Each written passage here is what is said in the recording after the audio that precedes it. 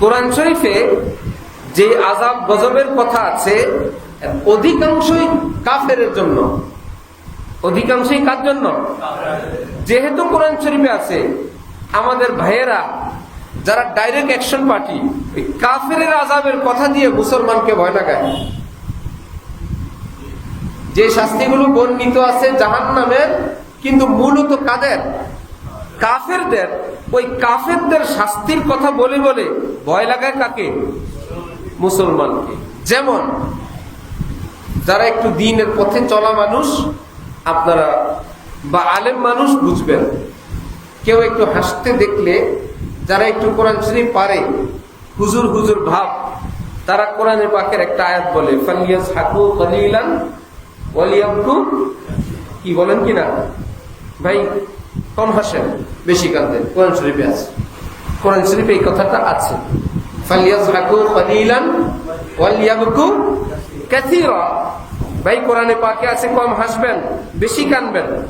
হাকিমুল উম্মত মুজাদ্দিদুল মিল্লাত মাওলানা আশরাফ আলী থানভীর মতো পৃথিবী বিখ্যাত এই মুহাদ্দিস, মুফাসসির, ফকিহ, আলেম, মুজাদ্দিদ, তিনি বলেন, আরে বাবা, তুমি কার কথা, কোন জায়গার কথা কোন জায়গায় নিয়ে আসছো?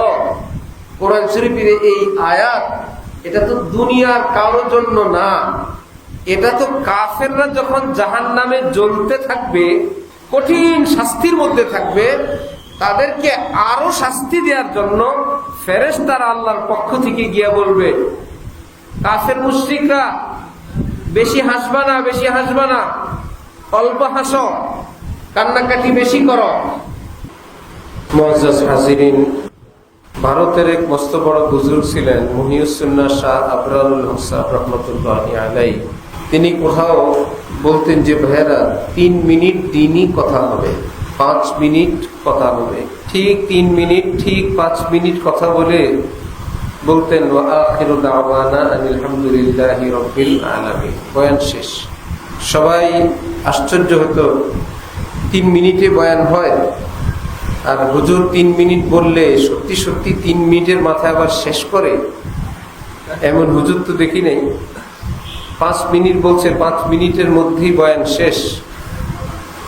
তখন হযরত বলতেন, কেন ভাই, ডাক্তার যে ইনজেকশন দেয়, ইনজেকশন তো ঘন্টা ঘন্টা দেয় না, অল্প সময় দেয়, এতে কি উপকার হয় না?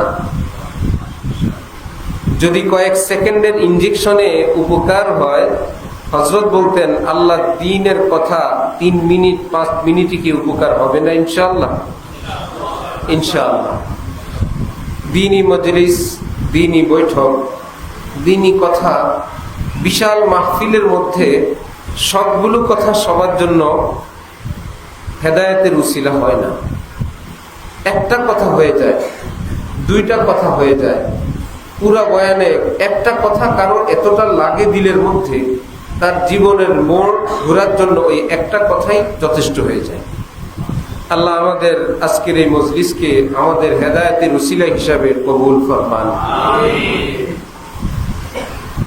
হযরত রাসূলুল্লাহ সাল্লাল্লাহু আলাইহি ওয়াসাল্লাম ইরশাদ করেছেন, বনি ইসরাইল 72 ভাগে বিভক্ত ছিল, আমার উম্মত 73 ভাগে বিভক্ত হবে।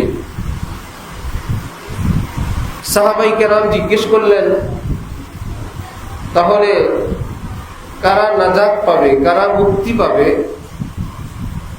নবীজি বললেন, মা আনা আলাইহি ওয়া আসহাবি, যারা আমার রাস্তায়, আমার পথে, আমার সাহাবীদের পথে যারা থাকবে, আল্লাহ পাক তাদেরকে জান্নাত দান করবেন। এখানে লক্ষণীয় বিষয়, 73 ভাগ হবে, কাফের মুশরিক ভাগ হবে না, মুসলমান। এই ভাগগুলো কিসের? মুসলমান। সবার কালেমা কি ভিন্ন ভিন্ন না একই কালিমা? একই কালিমা। কোরআন এক, হাদিস এক, আল্লাহ এক, রসুল এক, কাবা এক, রওজা এক। এই মানুষগুলো ভাগ হয়ে যাবে। এই মানুষগুলো যে ভাগ হবে, 73 ভাগ, 1 ভাগ মুক্তি পাবে, এই হাদিসে যেভাবে আছে। তাহলে অন্য 72 ভাগওয়ালারা কালেমা কি ভুল না কালেমা সহি? কালেমা সহি। তারা কি কোরআনের কথা বলবে না তাওরাত, জাবুর, ইনজিল? কোরআন। হাদিস অন্য কিছু বলবে না নবীর হাদিস বলবে? তাহলে নবীজির হাদিস বলবে, এই কোরআন বলবে, এই কাবার কথা বলবে, এই রওজার কথা বলবে। এত সত্ত্বেও নবীজি তাদেরকে বললেন এরা গোমরাহ, এরা পথভ্রষ্ট। নবীজি বললেন একটা জামাত, এদেরকে আল্লাহ পাক মুক্তি দিবেন। এখানে আসার বিষয়, খুশির বিষয় হলো এই, পুরা পৃথিবীর সমস্ত মুহাক্কিকিন যারা এলমের জগতে মহামনীষী, সাহাবাই কেরাম থেকে নিয়ে এই পর্যন্ত তাদের সমস্ত হক্কানি আলেমদের মত হলো বাকি 72 ফিরকা, যাদেরকে নবীজি আমার উম্মত বলে পরিচয় দিয়েছেন, যারা এই কালিমাওয়ালা, এই কোরআনওয়ালা, বিভিন্ন ভুল বিচ্যুতির কারণে তারা প্রথম গ্রুপে অন্তর্ভুক্ত না হয়ে অন্যান্য দলভুক্ত হলো, এরা নবীর উম্মত, এরা মুসলমান। কিয়ামতের দিন আল্লাহ পাক এদের সকলকে মুক্তি দিয়ে দিবেন। নবীজি তো বলছেন এরা জাহান্নামে যাবে। তাহলে জাহান্নামে যাবে কিয়ামতের আগে যার যার যত আযাব, গজব, শাস্তি যা হওয়া দরকার সব হবে। একদল মুক্তি পাবে, মানে তারা 1 সেকেন্ডের জন্য কবর জগতে কোনো শাস্তির সম্মুখীন হবে না। বাকিরা শাস্তি পেয়ে পেয়ে যার যখন মেয়াদ শেষ হবে। এই আয়াতের এই ব্যাখ্যার অনেক দলিল, 2টা দলিল বলবো। একটা কোরআন শরীফের আয়াত, আরেকটা বুখারী শরীফের হাদিস। বুখারী শরীফের হাদিস, রাসূলুল্লাহ সাল্লাল্লাহু আলাইহি ওয়াসাল্লাম বলেন, নবী, রাসূল, আলেম, শহীদ যাদের সুপারিশ করার অধিকার আছে, থাকবে, আল্লাহ পাক তাদেরকে বলবেন যাও দেখো তো, খুব খেয়াল করবেন, জাহান্নামে কোনো ঈমানদার নাই তো? তারা জাহান্নাম থেকে খুঁজতে যাবে কাফের না মুসলমান? বুঝে গেল, মুসলমান জাহান্নামে গেছে অন্যায় অপরাধের কারণে। আল্লাহ পাক বলবেন যাও এদেরকে তুলে তুলে নিয়ে আসো। এরা এই জাহান্নামের ভিতর সুপারিশকারীগণ ঘুরতে থাকবে, জাহান্নামের আগুন তাদের একটা পশমও পোড়াতে পারবে না। এরা তাদেরকে যতটুকু দেখবে ঈমানের অস্তিত্ব আছে, সুপারিশ করবে, আল্লাহ পাক এদের সকলকে মুক্তি দান করে দেবেন। আর আছে আল্লাহ আর নাই, আল্লাহ পাক বলবেন আছে তোমরা দেখো নাই, এবার আমার পালা। হাফেজ সাহেবের সুপারিশ, মৌলানা সাহেবের সুপারিশ, হাজী সাহেবের সুপারিশ, মা বাবার সুপারিশ, ওস্তাদের সুপারিশ, এলাকাবাসীর সুপারিশ শেষ হওয়ার পর এই হলো নবী, রসুল, আলেম, শহীদদের সুপারিশ শেষ। এবার আল্লাহ পাক বলবেন এবার আমার পালা। জাহান্নাম থেকে আল্লাহ পাক একে একে 3 বার অনেকগুলো মানুষ যেগুলো জাহান্নামের আগুনে পুড়ে একদম কয়লা হয়ে গেছে, সেগুলো আল্লাহ পাক নহরুল হায়াতে ফেলবেন। ওই আল্লাহ পাকের ওই নহরের পানিতে এদেরকে আল্লাহ পাক এক নতুন সুন্দর নিখুঁত স্বাস্থ্য একটা জীবন দিবেন। এদের পিঠের পিছনে একটা সিল দিবেন, আতাকাউর রহমান। রহমান যাদেরকে বিশেষ ক্ষমতা বলে, ইমানের থাকার কারণে এদের সকলকে নাজাত দিয়ে দিবেন। তাহলে এরা কি 72-এর মধ্যে 73-এর মধ্যে একদম প্রথম বিনা হিসাবে জান্নাতি গ্রুপ না অপরাধী গ্রুপ? কিন্তু শেষমেশ কি জাহান্নামে থাকলো না মুক্তি পাইল? মুক্তি পাইল। কোন কিতাবের হাদিস? বুখারী শরীফ। কোন কিতাব? কিতাবুল ঈমানে আছে। সূরা দুহার মধ্যে আপনারা আলেমদের কাছে শুনেন, ওয়ালা সাউফা ইউতিকা রাব্বুকা ফাতারদা। আল্লাহ পাক নবীজিকে বলেন, আমি আপনাকে এতটা দিব, এত কিছু দিব, আপনাকে আমি খুশি করে দেব। এই আয়াতের তাফসীরে মারিফুল কোরআন, বায়ানুল কোরআন, তাফসীরে মাজহারি, তাফসীরে রুহুল মাআনি সহ ইবনে কাসির সহ বড় বড় বহু তাফসীরে কি আছে, নবীজি কান্না করতেছেন কিয়ামতের দিন, করবেন ইয়া উম্মতি ইয়া উম্মতি। আল্লাহ পাক হযরত জিবরিল আমিনকে পাঠাবেন, যাও তো আমার নবী কেন কান্দে? গুনাহগার উম্মতের জন্য কান্দে। তাহলে গুনাহগার উম্মত কারা? যারা ফার্স্ট ডিভিশন ফার্স্ট হয়ে জান্নাতে চলে গেছে তারা, না 72 পার্টি? 72 পার্টি যেগুলোকে ওই হাদিসে বলা হলো, তারা সবাই কোথায়? জাহান্নাম। আল্লাহ পাক বলবেন, জিবরিল যাও, ইযহাব ইলা মুহাম্মদ, আমার নবীর নিকট যাও, গিয়ে বলো সাইয়ুরজিকাল্লাহু তাআলা, শীঘ্রই অল্প সময়ের মধ্যে আল্লাহ পাক আপনাকে খুশি করবেন, আপনি কান্না বন্ধ করেন। আচ্ছা, আপনি কি হলে খুশি হবেন? নবীজি তখন বলবেন, শেষ কথা, আমার উম্মত যেগুলো ইমানদার, হাজার ভুল বিচ্যুতি করে থাকুক, সমস্ত উম্মত যাদের অন্তরে ঈমানটুকুন ছিল, আজকে যদি আল্লাহ পাক তাদেরকে মুক্তি দেন, তাহলে আমি খুশি হব, না হলে আমি খুশি হব না। আল্লাহ না বলছেন আমারে খুশি করবেন, এই ব্যতীত আমার খুশির কোনো ঔষধ নাই। এক কবি বলছিল, মেরা দিল তড়প রাহা হ্যায়, মেরা জল রাহা হ্যায় সিনা, ये दवा वही मिलेगी, मुझे ले चलो मदीना। ভাইরা, আমার বুক জ্বলছে, আমার বুক ধড়ফড় করতেছে, আমি অনেক অসুস্থ, আমার এই রোগের ঔষধ কিন্তু পৃথিবীতে কোনো ফার্মেসিতে নাই, এক জায়গায় আছে, আমাকে মদিনায় নিয়ে যাও, আমার কলিজা ঠান্ডা হয়ে যাবে। আমার এই ঔষধ পৃথিবীর কোনো লাইব্রেরিতে, ফার্মেসিতে নাই। নবীও বললেন, আল্লাহ আপনি আমাকে বলছেন খুশি করবেন, আমাকে খুশি করার একটাই পদ্ধতি, আমার উম্মতের মুক্তি দিয়ে দেন। সমস্ত উম্মত আজকে মুক্তি পাইলে আমি খুশি হব। আল্লাহ পাক বলবেন, ঠিক আছে, আপনার চাওয়া মঞ্জুর, আমি আপনার উপরে ঈমান আননেওয়ালা সমস্ত উম্মতের মুক্তির ব্যবস্থা করে দিলাম। এইবার জিজ্ঞেস করবেন, আরাজিতা ইয়া মুহাম্মদ, এবার রাজি হয়েছেন, খুশি হয়েছেন আপনি? নবীজি বলবেন, ইয়া রাব্বি রাজিতু, হে আমার প্রিয় আল্লাহ, আমি খুশি হয়েছি। এই হাদিস থেকে কি বোঝা যায়?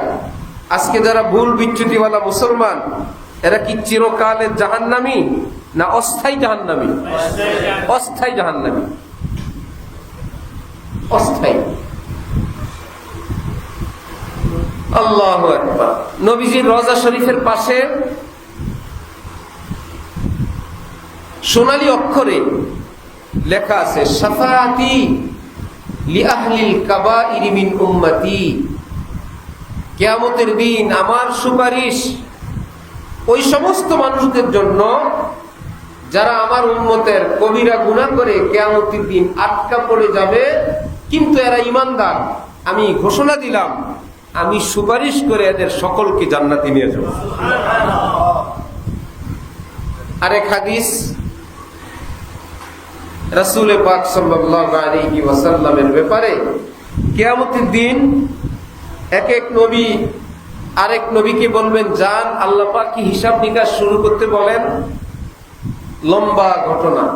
সর্বশেষ নবীজিকে বললে নবীজি বলবেন, হ্যাঁ আমি যাই, আল্লাহ দরবারে যাই বলি, গিয়ে তিনি সেজদায় লুটায় পড়বেন। আল্লাহ দরবারের সামনে সেজদা।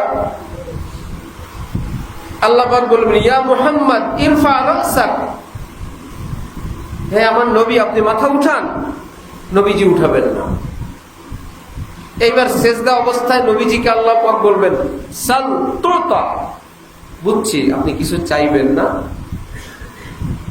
ঠিক আছে আপনি মাথা উঠান, যা চাইবেন আপনাকে তা দেওয়া হবে। নবীজি মাথা মোবারক উঠাবেন না, আল্লাহ পাক বলবেন ওয়াসফা তুশাফা, আপনি কোন গুনাহগার উম্মতের জন্য সুপারিশ করবেন, আমি অ্যাডভান্স বললাম আপনি যার জন্য সুপারিশ করবেন আপনার সুপারিশ কবুল করা হবে, তাকে মুক্তি দেওয়া হবে। এইবার নবীজি মাথা উঠাবেন। তাহলে এখানে কয়েকটা বিষয়। এখন আমরা কি জ্বলে পুড়ে জাহান্নামে গিয়ে তারপরে জান্নাতে যেতে চাই, না প্রথম গ্রুপে যেতে চাই? তবে কি আমাদের কোনো গুনাহ হয় নাই? কেমনি কি হবে? গুনাহগারের জন্য তো জাহান্নাম, জ্বলে পুড়ে জান্নাত, অথবা শেষমেশ জান্নাত। আবার আমরা গুনাহ করে প্রথম গ্রুপে যেতে চাই। আমাদের জন্য আল্লাহ পাকের পক্ষ থেকে ব্যবস্থা যে জাহান্নামে মুমিনদেরকে দিবে, ওই ৭২ গ্রুপকে জাহান্নামে ফেলবে। আলেম ওলামাদের বিজ্ঞদের মত হইল এদেরকে মূলত শাস্তি দেওয়ার জন্য না, মূলত এদের গায়ে এদের জীবনে কিছু দাগ ধাপ্পা আছে পাপের, এই দাগ থাকলে জান্নাতে যাওয়া যায় না, ওই দাগগুলো থেকে তাকে ফ্রেশ বানানোর জন্য জাহান্নামে দিবেন। তাহলে কাফের জাহান্নামে যাবে, তারা শাস্তি ভোগের জন্য যাবে। মুমিন জাহান্নামে যাবে জান্নাতের উপযুক্ত বানানোর জন্য যাবে। যাদের মেজাজ একটু গরম, গরম ওয়াজ শুনতে বলতে অভ্যস্ত, তারা বলবে হুজুর কি বলেন আজকে, এগুলো একটাও আমার কথা না, এগুলো পৃথিবীর সকল মুহাক্কিক আলেমদের কথা, এক তরিকার এক পীরের কথা না, সমস্ত আলেমরা একমত। কাফেরকে জাহান্নামে দিবে আযাবের জন্য, মুমিনকে জাহান্নামে দিবে জান্নাতের উপযুক্ত বানানোর জন্য। যেমন স্বর্ণকার স্বর্ণ পোড়ায় শাস্তি দেওয়ার জন্য না ফ্রেশ বানানোর জন্য? তারপরে যে হালকা ফুলকা পিটান দেয় রাগের চোটে না অলংকার বানায়? অলংকার বানানো শেষ হলে যে এসিডের মধ্যে চুবায় রাগের চোটে না গ্লেজের জন্য? এত কষ্ট দিল স্বর্ণকে, বলল কষ্ট করছ, এবার রানীর গলায় যাও, তোমারে পিটাইছি, পোড়াইছি, এসিড দিছি, রানীর গলায়, হাতে, নাকে, কানে, সেখানে যাওয়ার জন্য। রাগ গুসা করে না, মুমিনকে আল্লাহ পাক বলবেন যে তোমাকে যাই দিলাম জান্নাতি বানানোর জন্য এই ব্যবস্থা করলাম। ঝামেলা যেটা হলো, কোরআন শরীফে যে আযাব গজবের কথা আছে অধিকাংশই কাফেরের জন্য। অধিকাংশই কার জন্য? যেহেতু কোরআন শরীফে আছে, আমাদের ভাইয়েরা যারা ডাইরেক্ট অ্যাকশন পার্টি, কাফেরের আযাবের কথা দিয়ে মুসলমানকে ভয় লাগায়। যে শাস্তিগুলো বর্ণিত আছে জাহান্নামের, কিন্তু মূলত কাদের? কাফেরদের। ওই কাফেরদের শাস্তির কথা বলে বলে ভয় লাগায় কাকে? মুসলমানকে। যেমন যারা একটু দ্বীনের পথে চলা মানুষ, আপনারা বা আলেম মানুষ বুঝবেন, কেউ একটু হাসতে দেখলে, যারা একটু কোরআন শরীফ পারে, হুজুর হুজুর ভাব, তারা কোরআনে পাকের একটা আয়াত বলে ফালিয়াজহাকু কালিলান ওয়ালিয়াবকু, কি বলেন কিনা ভাই? কম হাসেন, বেশি কাঁদেন। কোরআন শরীফে আছে, কোরআন শরীফে এই কথাটা আছে, ফালিয়াজহাকু কালিলান ওয়ালিয়াবকু কাসীরা। ভাই কোরআনে পাকে আছে কম হাসবেন, বেশি কাঁদবেন। হাকিমুল উম্মত মুজাদ্দিদুল মিল্লাত মাওলানা আশরাফ আলী থানভীর মতো পৃথিবী বিখ্যাত এই মুহাদ্দিস, মুফাসসির, ফকিহ, আলেম, মুজাদ্দিদ, তিনি বলেন, আরে বাবা তুমি কার কথা, কোন জায়গার কথা কোন জায়গায় নিয়ে আসছো? কোরআন শরীফের এই আয়াত এটা তো দুনিয়ার কারোর জন্য না, এটা তো কাফেররা যখন জাহান্নামে জ্বলতে থাকবে, কঠিন শাস্তির মধ্যে থাকবে, তাদেরকে আরো শাস্তি দেওয়ার জন্য ফেরেশতারা আল্লাহর পক্ষ থেকে গিয়ে বলবে, কাফের মুশরিকরা বেশি হাসবা না, বেশি হাসবা না, অল্প হাসো, কান্নাকাটি বেশি করো। এই কথাটা শুনলে তাদের কি ভালো লাগবে না আরো কষ্ট লাগবে? যেই লোক কান্না করতে করতে করতে করতে তার দম বের হয়ে যায়, তাকে যদি বলেন কম হাসবা, কম হাসবা, ভাই আমি হাসছি কই, টাইম কই, আমি জ্বলতে জ্বলতে শেষ, তুমি বলো কম হাসতে। এই কথাটা হলো একটা শাস্তি। দলিল বানায় দিলে হবে। এই শব্দের পরের শব্দ ফালিয়াযহাকু কলিলান ওয়ালিয়াবকু কাসীরা জাযাআম বিমা কানু ইয়াকসিবুন, সারা জীবনে যা উপার্জন করেছিলে সেইটার প্রতিদান স্বরূপ আজকে তোমরা কম হাসো, বেশি কান্দো। সারা জীবনে যা কুফরি করেছিলে সেটার শাস্তি স্বরূপ আজকে এই কথা বলা হচ্ছে, কম হাসো, বেশি কান্দো। তো শাস্তি স্বরূপ বলা হচ্ছে। দুনিয়া কি কবর আযাব শুরু হয়ে গেছে? আয়াতের লেজ দিয়ে, মাথা দিয়ে, অংশ দিয়ে, এই দিয়ে যদি দলিল হয়, তাহলে কোরআন শরীফে তো আছে লা তাকরাবুস সালাহ, লা তাকরাবুস সালাহ, কেউ নামাজের কাছে যাবে না। এটা দিয়ে দলিল দেওয়া যাবে কেন? কথা শেষ হয়নি, কথা অপূর্ণ। কি আছে তারপরে? ওয়া আনতুম সুকারা, উম্মাদ অবস্থায়, মাতাল অবস্থায়, নেশা অবস্থায় নামাজের কাছে যেও না। এই দুইটা মিলে কথাটা পরিপূর্ণ। আর আপনি যদি শেষের টুকুন না বলে বলেন লা তাকরাবুস সালাহ, এটা কোরআন শরীফে আছে, নামাজের কাছে যেও না, এই ব্যাখ্যাটা কি সঠিক হবে? কথা পরে যা আছে সবটা মিলে তো একটা কথা বলতে হবে, ঠিক? ফালিয়াযহাকু কলিলান ওয়ালিয়াবকু কাসীরা, এই কথাটা শেষ হয় নাই। এই কথার আরেকটা অংশ আছে, জাযাআন। তরকিবি কি জাযাআন আলাদা না আগের সঙ্গে তাআল্লুক? আগের সঙ্গে তাআল্লুক। তো তাআল্লুক যদি আগের সঙ্গে হয়, তরজমা ব্যাখ্যাও আগের সঙ্গে। অর্থ হলো এটা দুনিয়ার কথা না। কোরআন শরীফের এই আয়াতটা কাফেরদেরকে জাহান্নামের মধ্যে বলা হবে, অথচ আমাদের দলের ভাইয়েরা, দিনদাররা, হুজুর বা একটু একটু জানে, এই কথা ওখান থেকে উঠে নিয়ে আসা দেশে ছেড়ে দিছে। যেমন ভারত বাংলাদেশ সীমান্তে বর্তমান প্ল্যান চলতেছে, তারা বিষাক্ত সাপ ছেড়ে দিবে। ভারত বাংলাদেশের সীমান্তে যেখানে খাল বিল আছে, বড় বড় কুমির আর বিষাক্ত সাপ ছাড়বে, যে কোনো জায়গা থেকে তুলে নিয়ে আসা। তো ঠিক আমাদের ভাইয়েরাও কোরআন শরীফের ওই বিষাক্ত সাপ যেটা কাফেরের জন্য, ওখান থেকে তুলে নিয়ে আসা দুনিয়ার মধ্যে মুসলমানদের জন্য ছেড়ে দিছে। ফালিয়াযহাকু কলিলান, এটা কি মুসলমানের জন্য না কাফেরের জন্য? দুনিয়ার জন্য না জাহান্নামের জন্য? ওখান থেকে তুলে নিয়ে আসা দুনিয়াতে ছেড়ে দিছে ওই সাপ। তাহলে হাসলে কি হয়? নবীজি বলছেন, হ্যাঁ,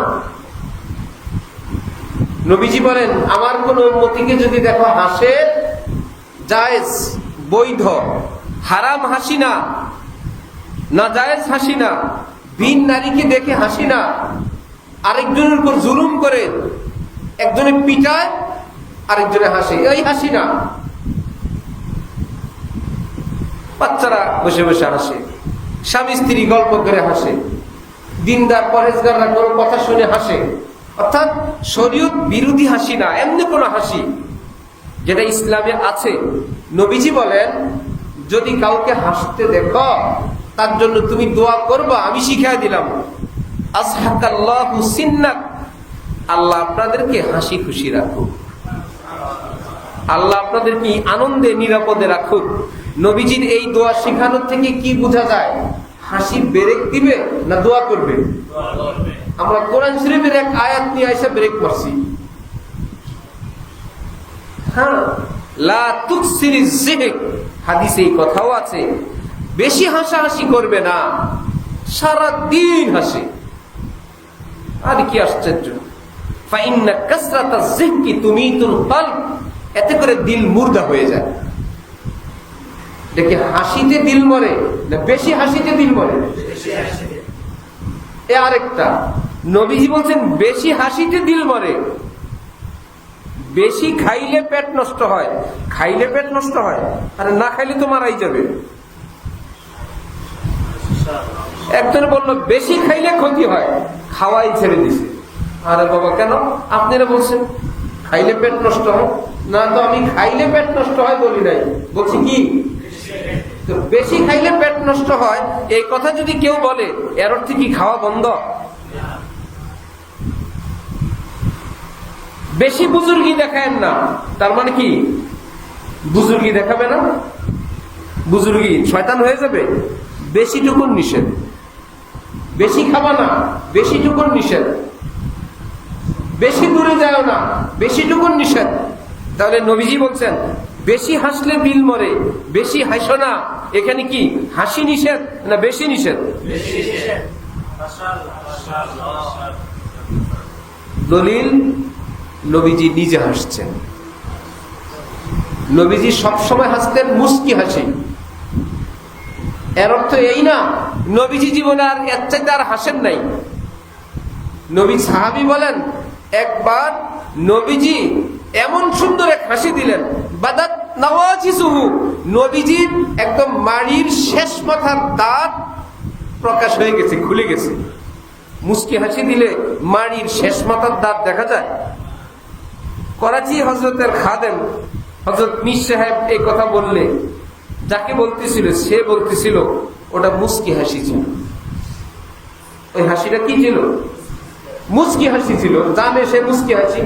হযরতের খাদেম তখন রাগ করে বলছিল হাসকে দেখা, তুই মুস্কি হাসি দিয়ে দেখা, মুস্কি হাসবি আর মাড়ির দাঁত দেখা যাবে, দেখ পারবে? আর মাড়ির দাঁতও কোনটা? সামনের দাঁতকে বলে থানায়া, রবায়া, নাব, জাহিন, তাওয়াহিন, নওয়াজিস। একদম শেষ মাথার দাঁত কি বলে? নওয়াজিস। সাহাবী বলেন বাদাত নওয়াজিসুহু, নবীজির একদম শেষ মাথার দাঁত আমরা দেখে ফেলছি।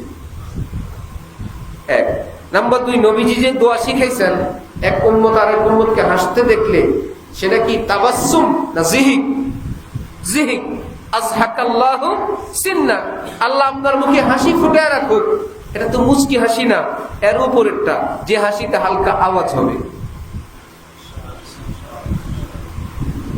যাই হোক, কাফেরের কথা বলতে গিয়ে আমরা দূরে চলে গেছি। মনে আছে বলতেছিলাম জাহান্নামের যে কঠিন কঠিন শাস্তিগুলো কোরআনে পাকে হাদিসে পাকে, সেগুলো কি মুসলমানের না কাফেরের? মুসলমানকে যখন জাহান্নামে দেয়া হবে, মুসলিম শরীফের হাদিস, সুম্মা আমাতাহুমুল্লাহু ইমাতাতান, আল্লাহ পাক ঈমানদারের সম্মানে তার মায়ায় এক প্রকারের অ্যানেস্থেসিয়া, অবশ বেহুশের মতন করে জাহান্নামে ফেলবে। যেমন ডাক্তার অপারেশন করে অবশ বেহুশ করে, যা ঘটার ঘটে যায়, তারপরে স্বাভাবিক অবস্থায় তার হুঁশ ফিরে। কিন্তু এই বলে আমরা কি কেউ চাই আমারেও অবশ করে আমার বুকটা একটু ফেলে দেন? কেউ চায়? সবাই বলে না, আমার অবশ বেহুশ করার দরকার নাই, অপারেশন দরকার নাই, আল্লাহ আমাকে সুস্থ রাখো। আল্লাহ আল্লাহ আমাদেরকে দ্বীনের সহি বুঝ দান করেন। গ্রামের মধ্যে অনেক কঠিন বিষয়ের আলোচনা এসে গেছে। তাহলে নবীজির উম্মত কয় ভাগ হবে? ৭৩। কয় ভাগ? মুক্তি পাবে কয় ভাগ? বাকি ৭২ ভাগ চিরকাল জাহান্নামী না অস্থায়ী জাহান্নামী? এইটুকুন মনে রাখবেন। বাকি ৭২ ভাগ জাহান্নামে যাবে, ঠিক চিরকালের জন্য না অস্থায়ী? শেষমেশ জান্নাতি। এখন প্রশ্ন, আমরা কি ৭২-এর মধ্যে পড়বো না প্রথম গ্রুপে যেতে চাই? সবাই রাজি? কিন্তু গুনাহ নাই। ওই জাহান্নামে যেটা হইতো, জাহান্নামে গিয়ে শাস্তি পেয়ে তারপরে জান্নাত আল্লাহ আমাদের জন্য ব্যবস্থা রাখছেন। যদি ভুল বিচ্যুতি হয়েই যায়, যেই শাস্তি জাহান্নামে পেয়ে গুনাহমুক্ত হইতা, এখানে যদি একটু তওবা করো, একটু চোখের পানি ছাড়ো, আমি আল্লাহ এর বরকতে জাহান্নাম থেকে মুক্তি দিয়ে তোমাকে প্রথম গ্রুপের অন্তর্ভুক্ত করে দেব। তাহলে গুনাহ হয়ে যাওয়ার পরেও প্রথম গ্রুপে থাকার ব্যবস্থা আছে। হাকিমুল উম্মত মাওলানা আশরাফ আলী থানভী, যার হাতে আমাদের এই অঞ্চলের সর্বকালের শ্রেষ্ঠ বুজুর্গ আল্লামা শামসুল হক ফরিদপুরি রহমতুল্লাহি আলাইহি, হযরত সদর সাহেব রহমতুল্লাহি আলাইহি, যার হাতে এত বড় হয়েছেন, সে হাকিমুল উম্মত মাওলানা আশরাফ আলী থানভীর এক মুরিদ চিঠি লিখছে, হযরত আমি তো কোনো মানুষ হইতে পারি নাই, আমি আগের মতোই গুনাহগার রয়ে গেছি, আমার কি হবে? আমার সাথীরা এক একজন আগে কেমন ছিল, তারা কত ভালো হয়ে গেছে। হযরত থানভী তাকে জবাব লিখছেন, টেনশন করো না, জান্নাতে প্রবেশের গেট দুই প্রকার। এক প্রকারের গেট দিয়ে প্রবেশ করবে আল্লাহর ওলিরা। কারা? আল্লাহর ওলিরা। আরেক প্রকারের গেট আছে, সেখানে প্রবেশ করবে সারা জীবন যারা ভুল বিচ্যুতির মধ্যে ছিল, জীবনের শেষ ভাগে এসে আল্লাহ পাক তাদেরকে একটা খাঁটি তওবার তৌফিক দিয়ে সারা জীবনের গুনাহ থেকে মুক্ত বানায় জান্নাত দিয়ে দিয়েছেন। হযরতের ভাষা, अगर कामिलीन में ना उठाए गए ताइबीन में जरूर उठाए जाओगे। লেগে থাকো আল্লাহর পথে, তওবা করে করে আল্লাহর কাছে মাপ চাও, ভুল হইলে আবার চাও, আর কোন হক্কানি আল্লাহ ওয়ালার সঙ্গে জুড়ে থাকো। ভুল বিচ্যুতি যাই হোক, কপাল পড়বে না, হয়তো জীবনের কোনো এক সময় আল্লাহর ওলি হবা, এটা যদি ভাগ্যে নাও জুটে, এ আল্লাহ ওয়ালাদের সঙ্গে জুড়ে থাকার বরকতে, চোখের পানি তওবার বরকতে মৃত্যুর আগে আল্লাহ তোমাকে পাক সাফ বানায়া মৃত্যুদান করে দিবেন। আমার আলোচনা প্রায় শেষের দিকে। আমরা হলাম গুনাহগার মানুষ, এই গুনার কারণে জাহান্নামে যাওয়া লাগবে। যদি জাহান্নাম থেকে মুক্তি চাই তাহলে মাপ চাওয়া লাগবে, যেটা ভালো লাগে। যদি বলেন আমি মাপ যেতে পারবো না, আমি জাহান্নাম হয়ে জান্নাতে যেতে চাই, ওকে, আছে কেউ? আমি এক সেকেন্ডের জন্য জাহান্নামে যেতে চাই না, তাহলে আমাদের জন্য ঔষধ রাহমাতুল লিল আলামিনের পক্ষ থেকে নবীজি বলেন, আত্তাইবু মিনাজ যামবি কামান লা যামবা লাহু। কঠিন গুনাহগার খাঁটি অন্তরে যদি তওবা করে, আল্লাহ পাক তাকে এতটা মাফ করবেন যেন মায়ের গর্ভ থেকে পৃথিবীতে আজকে জন্মগ্রহণ, যেন তার কোনো গুনাহই নেই। পৃথিবীর কোনো মালিক নাই যেই মালিক অন্যায় অনাচার করার কারণে আপনাকে বেতন দিবে। আমার ঘরে ঢিল মারছিলা, বেতন। আমার ছেলের মাথায় বাড়ি দিলা, পুরস্কার। অমুক দিন আমার ঘরের লাইন কেটে দিছিলা, হাদিয়া। এরকম দুনিয়া কেউ আছে? বেশি বেশি মাফ করতে পারবে, ঠিক আছে, যা মাফ করে দিলাম। ভুল বিচ্যুতি যাই হয়েছে, কান্নাকাটি করে মাফ চায়, আচ্ছা যাও মাফ। কিন্তু এক মালিক আছেন আল্লাহ, তিনি কোরআনে পাকে বলেন, ফাউলাইকা ইউবাদদিলুল্লাহু সাইয়্যাতিহিম হাসানাত। আমার বান্দারা যদি খাঁটি অন্তরে তওবা করে, আমি শুধু মাফ করি না, অতীতে যে গুনাহগুলো গুনাহ ছিল সেই গুনাহগুলোকে আমি নেকি দ্বারা পরিবর্তন করি। সেই মালিক কে? আল্লাহ আমাদেরকে বেশি বেশি তওবা করার তৌফিক দান করুন। এর জন্য সহজ, প্রতিদিন একটু করে তওবা করা, বারবার চেষ্টা করা, কমপক্ষে ঘুমাবার আগে একটু তওবা করা চেষ্টা করবো ইনশাআল্লাহ। একটু আস্তাগফিরুল্লাহ, আল্লাহ মাফ করেন, আল্লাহ আপনি ছাড়া আমার কোনো উপায় নাই। একটু হাঁটতে চলতে, নামাজের পরে একটু অবসর আছি, নামাজের জামাত দাঁড়াবে, সবাই অপেক্ষায় থাকে, নামাজের পরে দোয়া করবে।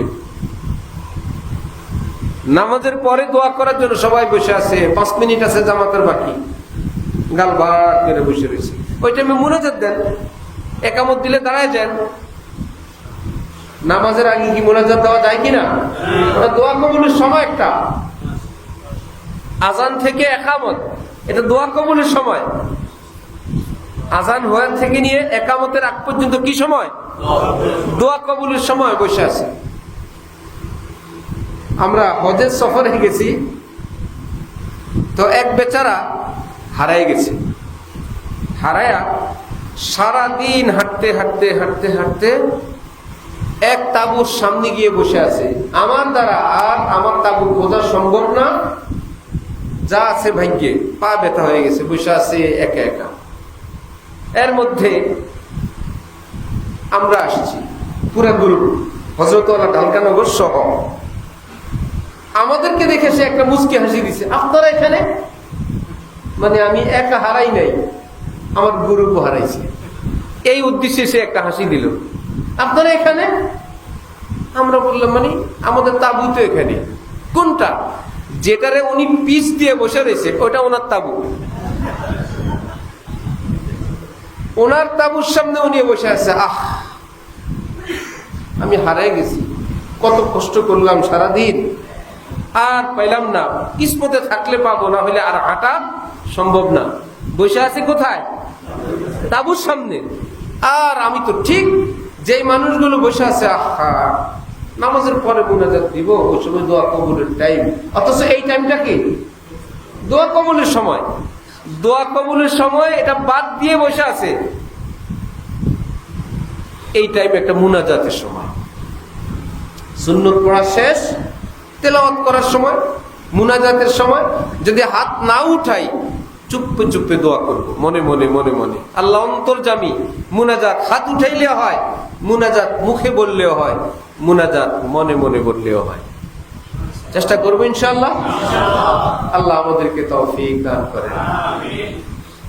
মানুষের উপরে জুলুম, অত্যাচার, গালিগালাজ, দুর্ব্যবহার, হক নষ্ট করা, এটা এমন এক ব্যাপার কোন তাহাজ্জুদ দিয়ে কভার করা যাবে না, কোন আস্তাগফিরুল্লাহ দিয়ে ঋণ মাফ হবে না। এটাকে বলে হুকুকুল ইবাদ, বান্দার হক। জটিল ব্যাপার, হজ করলে মাফ হয় না। বাকি আমার সঙ্গে কাজী সাহেবের দেখা হয়েছে, উনি একটা বইয়ের মধ্যে পাইছে 200 কোটি টাকা ঋণ। উনি একটা হজের বইয়ের মধ্যে পড়ছে, হজ করলে অতীতের সব মাপ, এই জন্য হজে গেছে। হজ করলে 200 কোটি মাপ? কি বলেন?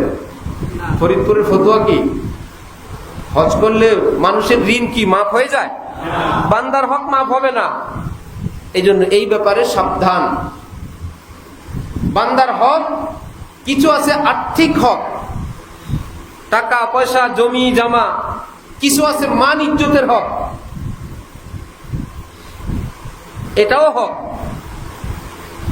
টাকা মারেন নাই কারো, 1 পয়সাও কেউ পাবে না, কিন্তু কত মানুষের গীবত করছেন, কত মানুষকে কষ্ট দিচ্ছেন, বেইজ্জত করছেন। যায়েন কিয়ামতে নবীজি সাহাবীদেরকে বলছেন, বলো তো মিসকিন কে?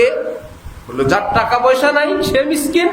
নবী বললেন না, মিসকিন ওই ব্যক্তি অনেক আমল নিয়ে পরকালে যাবে গীবতের কারণে, যার আমলগুলো মানুষকে দিতে দিতে দিতে দিতে নিজের আর কিচ্ছু থাকবে না, সে হইল আসল মিসকিন। আমরা যেন আমল করে সেই মিসকিন না হই, খেয়াল রাখবো ইনশাআল্লাহ।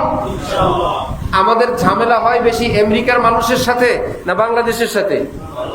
বাংলাদেশের মধ্যে রংপুর, দিনাজপুর, ঠাকুরগাঁও, চট্টগ্রাম, না নিজের এলাকায়? নিজের এলাকার যারা গ্রামের তারা বেশি ঝামেলা হয় না ঘরের মানুষ?